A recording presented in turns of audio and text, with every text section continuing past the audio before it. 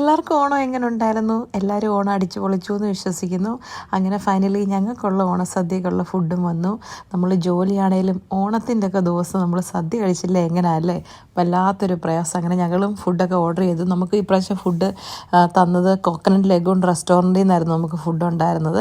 അങ്ങനെ എല്ലാവരും എന്ന് പറഞ്ഞാൽ ഞങ്ങളെല്ലാവരും കഴിക്കുന്ന വീഡിയോ ഒന്നും എടുക്കാൻ പറ്റില്ല, കാരണം ഷിഫ്റ്റിൽ എല്ലാവർക്കും ഒന്നിച്ച് കഴിക്കാനൊന്നും പറ്റത്തില്ലല്ലോ.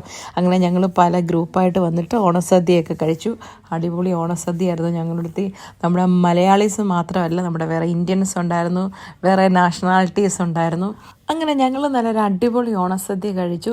നമ്മൾ മാത്രം ഓണസദ്യ എക്സ്പീരിയൻസ് ചെയ്താൽ പോരല്ലേ, മറ്റുള്ളവരും അറിയണ്ടേ നമ്മുടെ ഓണത്തിൻ്റെ ഇമ്പോർട്ടൻസിനെ കുറിച്ച്.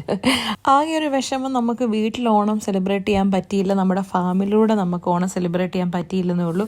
ഫാമിലി ഇല്ലാതെ എന്തോരം പ്രവാസികൾ ഓണം സെലിബ്രേറ്റ് ചെയ്യുന്നു, അല്ലെ ഓണസദ്യ കഴിക്കുന്നു. അവരുടെ എല്ലാം കൂടെ ഞങ്ങളുടെ ഓണവും ഞങ്ങൾ ചേർത്ത് വയ്ക്കുന്നു. അപ്പോൾ എല്ലാവർക്കും ഹാപ്പി ഓണം.